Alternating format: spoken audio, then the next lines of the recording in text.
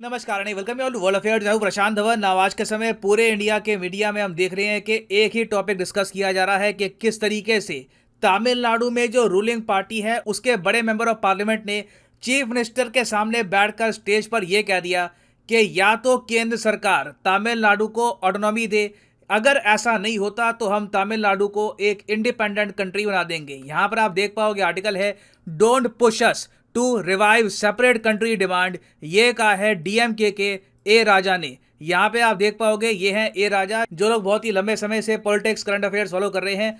आपको याद होगा कि ये केंद्र सरकार में मिनिस्टर भी रह चुके हैं डॉक्टर मनमोहन सिंह जी के टाइम में, और जो 2G स्कैम हुआ था उसमें इनका नाम आया था, हालांकि बाद में इनका नाम क्लियर हो गया था। तो इन्होंने रिसेंटली दे दी है एक बहुत ही कॉन्ट्रोवर्शियल स्टेटमेंट कि अगर हमारी डिमांड पूरी नहीं की गई तो हम फिर डिमांड करेंगे कि तमिलनाडु को देश से अलग कर दो। इसको लेकर पूरे देश में तमिलनाडु में काफी एक बड़ा डिस्कशन स्टार्ट हो चुका है कि क्या एक पॉलिटिशियन ऐसी डिमांड कर सकता है, क्या इसको अलाउ करना चाहिए। तो डिस्कस करेंगे इस टॉपिक को इन डेप्थ, मगर आगे बढ़ने से पहले आपसे क्वेश्चन पूछूंगा। क्वेश्चन यहाँ पर यह है कि भारत का संविधान गारंटी करता है अपनी स्टेट्स को इनमें से कौन सी चीजें। ये हैं यहाँ पे आपकी option. Option A territorial integrity, option B sovereignty, option C right to secede from the union, मतलब के यूनियन से अलग होने का अधिकार, या फिर option D none of these. Classic question है, कई एग्जाम्स में आ चुका है। सब लोग इसका आंसर करो, मैं देखना चाहता हूं कितने लोग इसको सही कर पाएंगे। सही आंसर आपको दूंगा वीडियो के अंत में। ऑलराइट, तो यहां पर आप देख पाओगे ये है ए राजा का ट्विटर हैंडल। अब अगेन मैं यहां पर आपको ये बता दूं, तमिलनाडु में आज के समय चीफ मिनिस्टर कौन है? स्टालिन। स्टालिन की पार्टी कौन सी है? स्टालिन की पार्टी है डीएमके, और इन्हीं के पार्टी के मेंबर ऑफ पार्लियामेंट है ए राजा। तो ये अपने चीफ मिनिस्टर के सामने बैठकर मंच पे ओपनली कहते हैं कि chief minister is travelling on Anna's way, don't push us to Periyar's way. आगे ये कहते हैं don't leave us to ask for our own country, give us autonomy, हमको ऑटोनॉमी दे दो, नहीं तो हम खुद का देश यहां पर मांगेंगे, और until then we will not rest. अब ए राजा ने पूरी यहां पर जो बात क्या कही है ये मैं आपको समझाता हूं।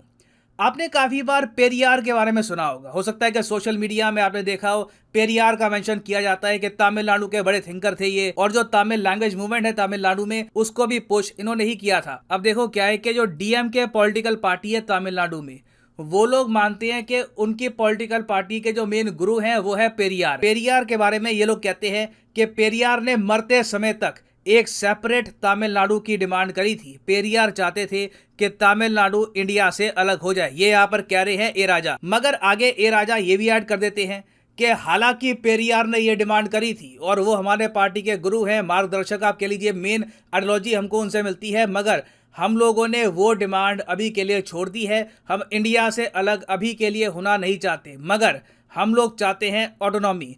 अब ऑटोनॉमी होती क्या है? स्टेट ऑटोनॉमी का मतलब क्या है? देखिए, स्टेट ऑटोनॉमी का मतलब ये होता है कि राज्य वैसे तो इंडिया का पार्ट रहेगा, जो यहाँ पर डिफेंस का इशू है, अगर मान लो कि आर्मी डिप्लॉय करनी है, कुछ और यहाँ पे डिफेंस का इशू सॉल्व करना है, तो वहाँ पर केंद्र सरकार आएगी।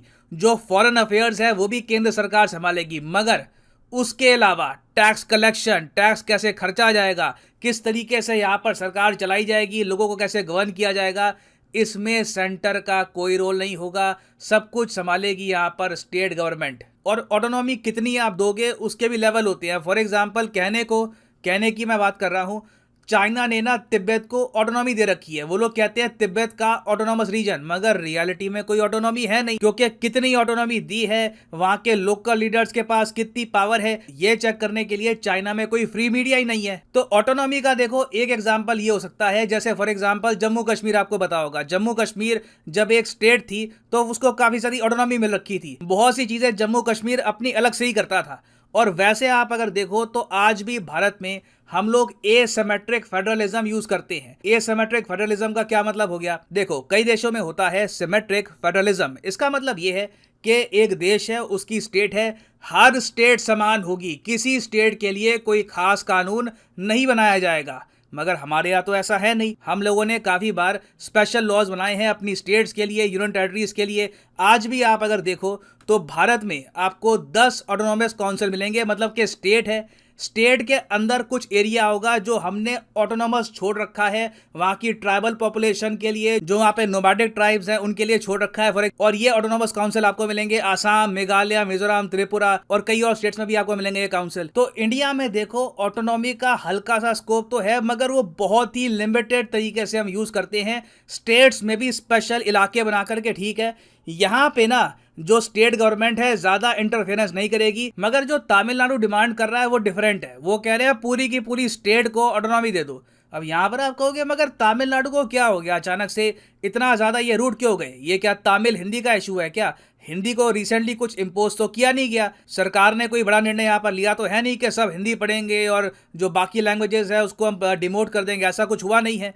तो देखो यहाँ पर तमिलनाडु का मेन कंसर्न है पैसा, टैक्स का पैसा। क्या है कि हर 5 साल में हमारे देश में जो फाइनेंस कमीशन है ये डिसाइड करता है कि जो टैक्स का पैसा केंद्र सरकार के पास आता है ये राज्यों में कैसे बांटा जाएगा, किस आधार पे हम बांटेंगे। यूजुअली क्या होता था कि हम पॉपुलेशन के हिसाब से राज्यों को बांटते थे पैसा, मगर फिर पॉपुलेशन में आ गया बड़ा डिफरेंस। जो साउथ की स्टेट्स है इंडिया में, इन्होंने एक अच्छा काम किया कि पॉपुलेशन में कंट्रोल कर लिया। यहाँ पे लोगों ने अपनी लाइफ पर जरा फोकस किया और उत्तर प्रदेश, बिहार, इवन आप कह सकते हैं राजस्थान, मध्य प्रदेश, इन स्टेट्स की तरह यहाँ पर पॉपुलेशन एक्सप्लोजन नहीं हुआ। मगर अब साउथ की जो कई स्टेट्स है ये कह रही है कि हमारी क्या गलती थी कि हमने अपनी पॉपुलेशन कंट्रोल करी। अब हमारी पॉपुलेशन कंट्रोल हो गई है तो उसकी वजह से तुम हमारा टैक्स भी कम कर रहे हो। अब यहाँ पे आप कहोगे मगर टैक्स अचानक से इनका कैसे कम हो गया?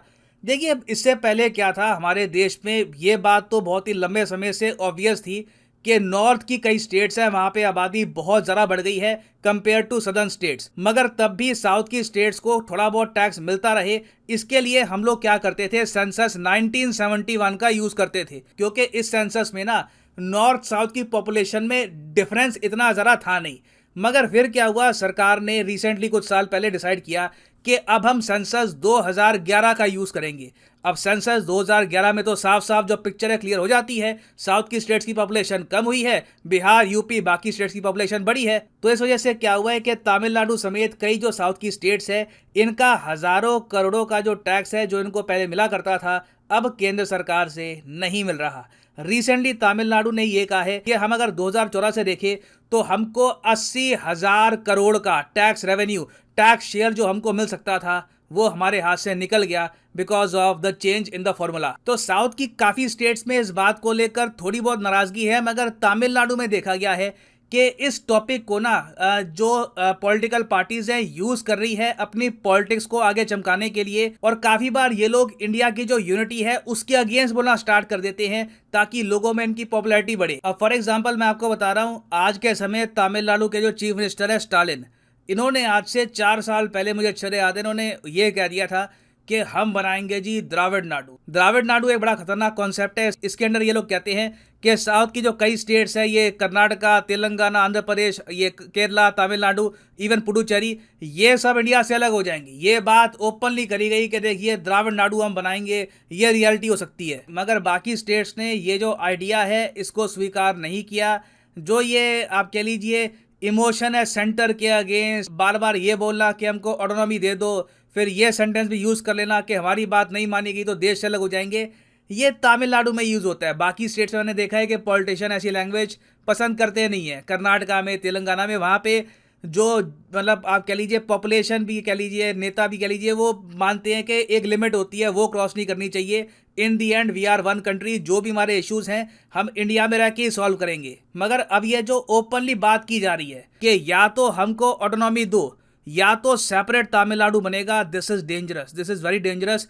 और ये जो लाइन है किसी आम आदमी ने नहीं बोली, जैसे मैंने आपको बताया ये केंद्र सरकार में यूनियन मिनिस्टर रह चुके हैं, आज भी he is a member of parliament. तो यहाँ पे मैं आपसे जानना चाहूंगा आपका ओपिनियन कि आपके हिसाब से ऐसी डिमांड्स अगर इंडिया में कहीं उठती है तो इसको कैसे डील करना चाहिए। लिखिएगा अपने थॉट्स कमेंट सेक्शन में, मैं जानना चाहूंगा आपका ओपिनियन। ना वापस आते हैं अपने प्रश्न की तरफ कि भारत का संविधान इनमें से कौन सी चीज गारंटी करता है हमारी स्टेट्स को।